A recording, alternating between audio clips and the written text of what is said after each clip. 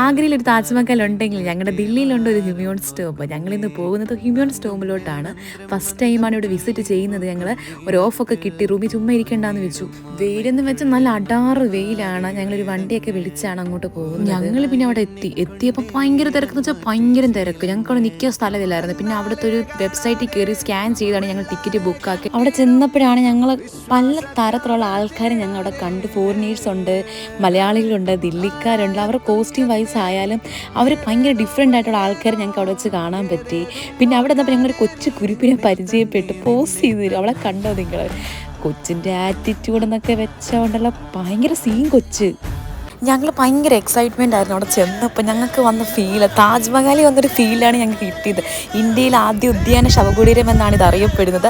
അവിടുത്തെ ഏറ്റവും മനോഹരമായ പ്രത്യേകതയിൽ ഒന്നാണ് അവിടുത്തെ മുഗൾ പൂക്കൾ. എല്ലാവരും മസ്റ്റായി ട്രൈ ചെയ്യേണ്ടതാണ്. ഇതിൻ്റെ ബാക്കി വീഡിയോ ഞാൻ അടുത്ത വീഡിയോയിൽ അപ്ലോഡ് ചെയ്യുന്നു.